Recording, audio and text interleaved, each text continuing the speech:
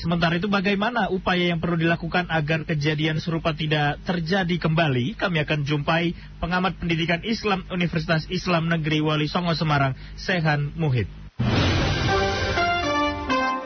Elshinta News and Talk.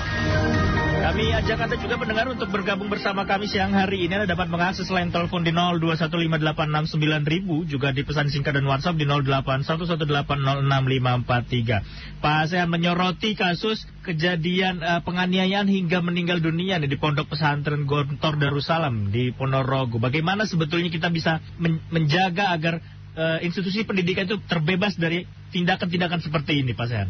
Ya, terima kasih Mas Muhammad ya ini ya. Iya, betul Mas Sehan. Ya. Begini Mas Muhammad, para pemirsa pendengar Radio Elshinta dimanapun berada. Yang pertama, saya ikut prihatin dengan kejadian yang ada di Pondok Pesantren Gontor Ponorogo. Ini bukan persoalan kelembagaan menurut saya, tetapi ini persoalan pribadi atau oknum santrinya. Maka penyelesaiannya kita tidak bisa kemudian menyalahkan lembaga pesantren. Maka ketika saya membaca ada beberapa tulisan yang terkesan menyalahkan pesantrennya, saya tidak sepakat karena ini persoalan oknum. Maka penyelesaiannya ini perlu didekati dari perspektif pendidikan, bahwa di dalam Undang-Undang Sistem Pendidikan Nasional itu dijelaskan di antaranya pengertian pendidikan itu adalah usaha sadar dan terencana. Ini kata kunci, ada kata sadar. Nah, sadar ini dalam konteks psikologi itu berarti pendidikan itu termasuk pondok pesantren, orang yang melakukan aktivitas pesantren dan mondok di sana itu harus dilakukan secara sadar, bukan paksaan, bukan intimidasi. Sadar juga maknanya mereka mondok itu karena keinginan dari santri itu sendiri, bukan karena keinginan yang lain. Nah, ketika pelaksanaan pendidikan itu dilakukan atas kesadaran sendiri, bukan dipaksa, maka mereka akan merasa enjoy, akan merasa nyaman dalam bidang pendidikan. Nah, terkait dengan kasus di Pondok Pesantren Ponorogo itu dalam perspektif pendidikan, saya menduga bahwa memang ada satu tren sekarang ini, anak mondok itu, anak masuk pondok itu tidak semuanya atas kesadaran yang mondok itu sendiri.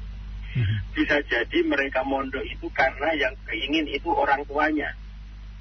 Dia yang ingin itu mungkin saudaranya, ingin punya anak yang mondok, walaupun anaknya mungkin kurang cocok dengan, kurang senang dengan di pondok itu.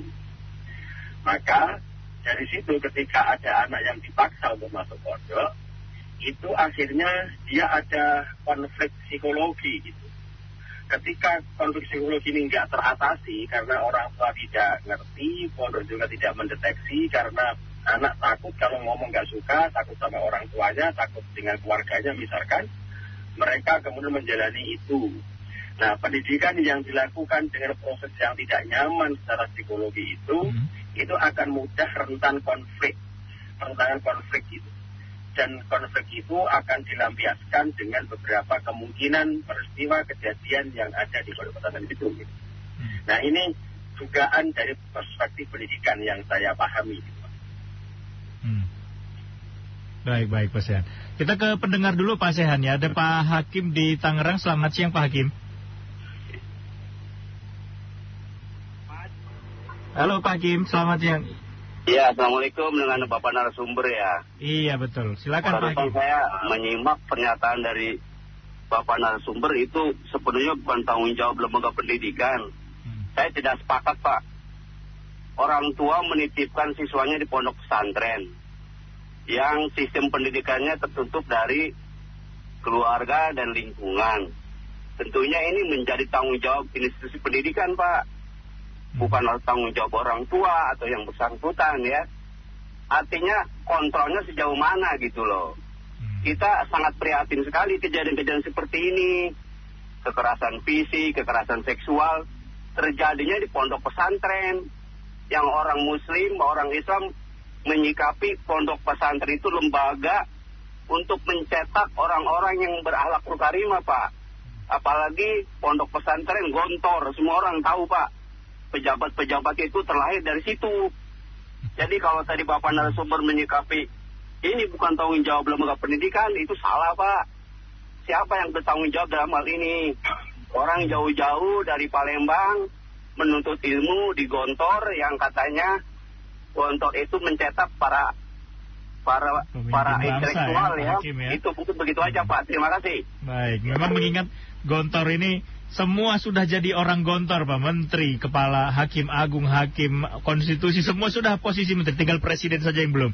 Kita ke Pak Andre dulu ini. Pak Andre dari Cikupa, selamat siang. Iya, saya ingin mencermati juga. Jadi ini menarik begitu dengan kita membandingkan ya kalau kita bicara Kemenak sama Kemendikti, Dikbudikti. Pak Andre, mohon maaf, ini radionya bisa dikecilkan dulu. Oh ya, siap-siap. Iya. Sudah ya? Ya, sudah. Baik, silakan. Ya, jadi saya juga kritik ke Kemenak, saya kira. Kan kita kalau menyalahkan pesantrennya, ya saya kira kan saya pertanyaannya apa dari Kemenak sudah memberikan kebijakan sampai turun begitu. Pengawasan, pembinaan manajemen pesantren itu sendiri saya kira minim. Saya memahami, saya bukan alumni pesantren, tapi di beberapa pesantren Jawa Timur saya pernah ya beberapa kiainya, saya melihat manajemennya saya kira sangat jauh gitu loh. Kita bandingkan juga kebijakan, misalnya istri saya ngajar juga di UIN begitu. Jadi bagaimana saya tahu manajemennya Kemenak sangat jauh kalau kita bandingkan dengan Kemendikbud itu jauh sekali.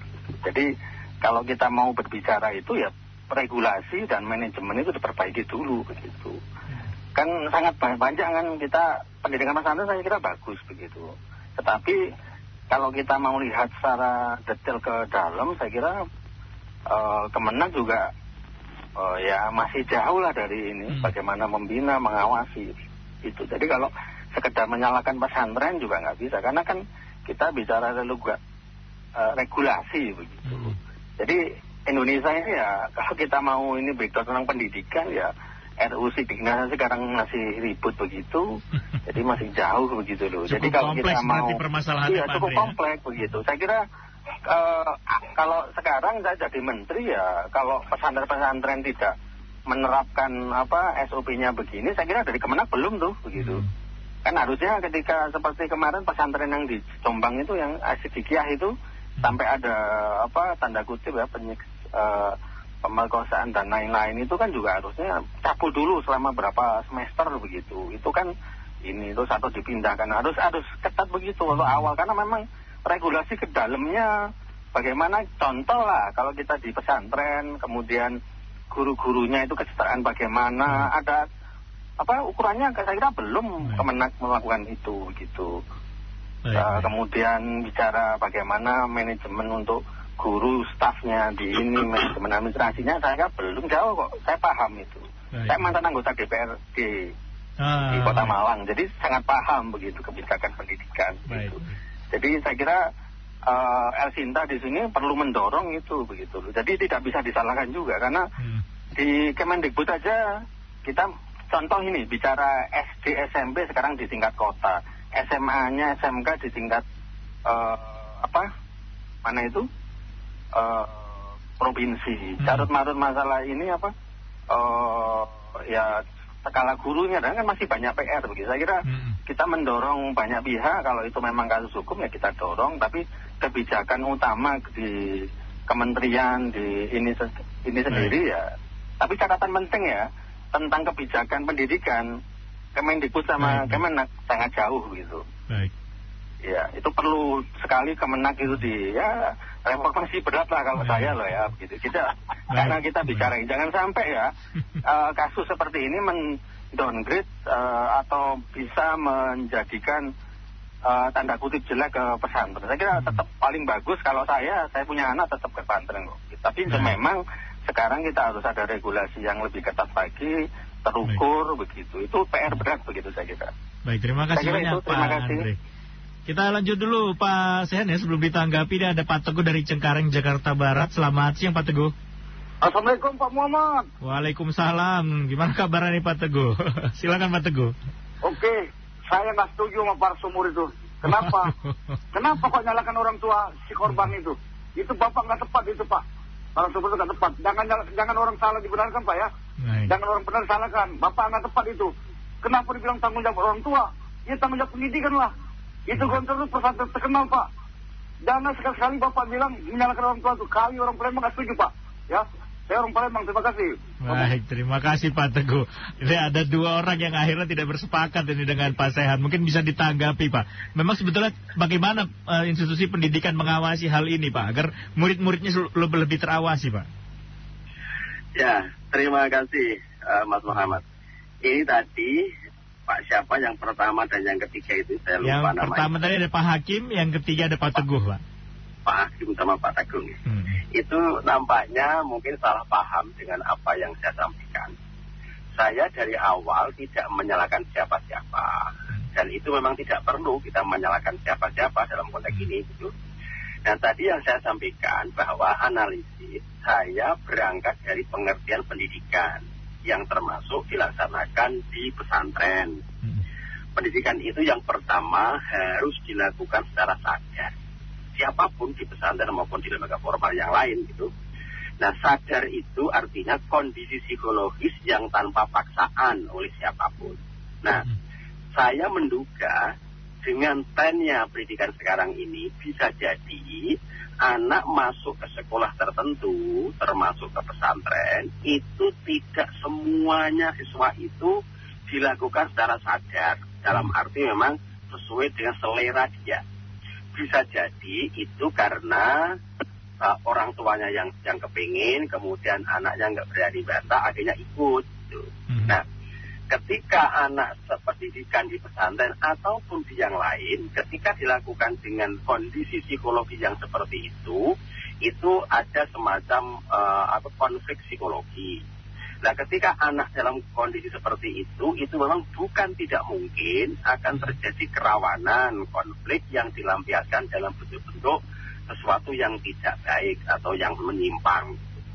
Nah, ini bukan berarti saya menyalahkan orang tua yang korban yang digontor gitu ya. Tetapi itu bisa jadi analisa saya itu konflik kemudian senior menyiksa junior atau adik tingkatnya gitu.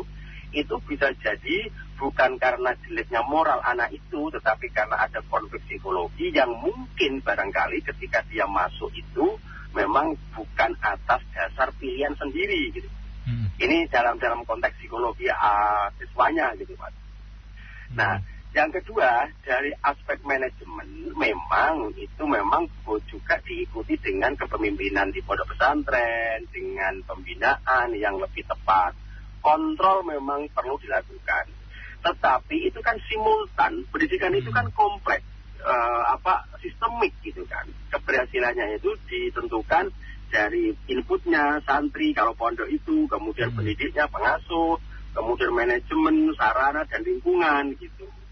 Nah ini memang tidak bisa kita menyalahkan siapa-siapa gitu kan.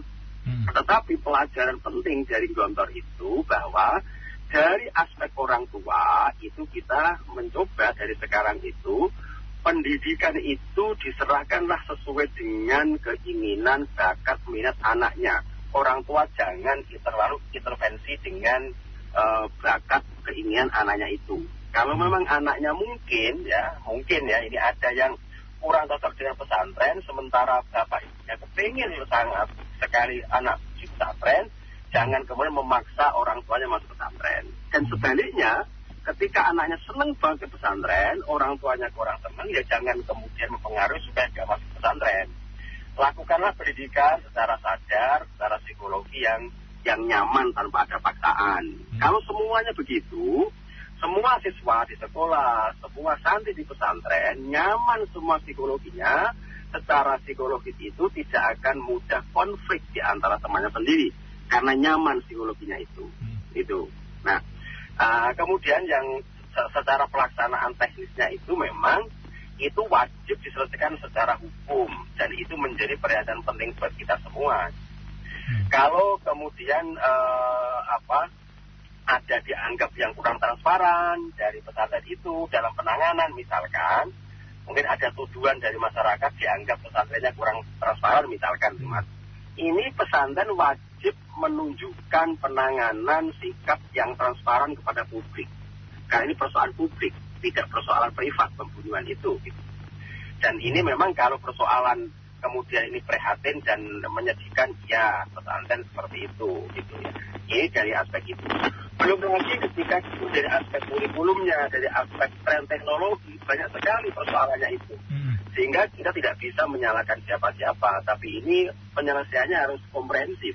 Semuanya diperbaiki, orang tua, ustadznya, kepemimpinannya, kurikulumnya, perlu dibenahi secara simultan dan bareng. Baik. Itu Mas Muhammad. Baik. Harapan memang tidak akan ada lagi kejadian seperti ini Pak ya, baik di institusi pendidikan asrama maupun yang tidak asrama, negeri maupun swasta, harapannya bisa hilang segera ya Pak Sehan ya. Terima kasih banyak atas kesempatan waktu siang hari ini Pak Sehan. Oh gitu ya. Nah, terima kasih banyak. Selamat siang Pak Sehan. Assalamualaikum. Assalamualaikum. Demikian pendengar pengamat pendidikan Islam Universitas Islam Negeri Wali Songo Semarang, Sehan Muhid.